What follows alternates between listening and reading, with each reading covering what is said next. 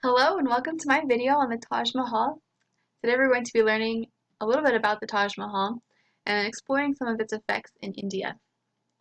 To start off, we have a little bit of location and cultural influence information for you. So the Taj Mahal sits on the banks of the Yamuna River in Agra, India, and it's easily recognized by thousands worldwide. It started construction in 1631 and was finally completed in 1653, combining the architectural influences of Islamic, Indian, Persian, Ottoman, and Turkish styles, so it's very unique in its design. It's also very interesting because it's symmetrical in every way except for the different sizes of the male and female tombs that lie within. It stands today as a symbol of the Mughal or Mughal dynasty and the power and influence that was present in India at the time. So a little bit of background, the Mughals or Moguls were a family with both Turkish and Mughal roots that conquered much of the subcontinent at its peak. In this map here you can see where a lot of that land was conquered during the different time periods that the Mughal dynasty ruled. This empire lasted from 1526 to about 1761, and they had an abundance of resources, wealth, and a centralized organization which kept them stable throughout that time period and really helped them to flourish. One of the most influential rulers was Shah Jahan, or Prince Khurram, and he was fascinated with architecture. Under his rule, he constructed the Taj Mahal and the Great Mosque of Delhi. So Shah Jahan began construction of the Taj Mahal in 1631 after his favorite wife, Mumtaz Mahal, died during childbirth complications while she was giving birth to her 14th child.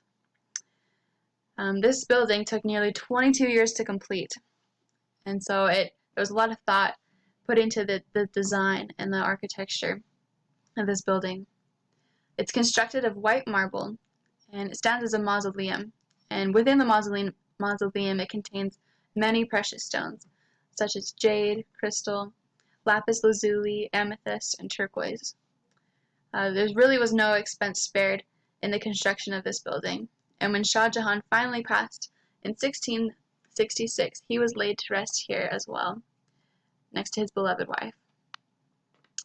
And so from this construction of the building, we really learned that the Mughals had a lot of power and influence over the country. They were able to obtain all these resources to make these great monuments to their loved ones and to their religion throughout India.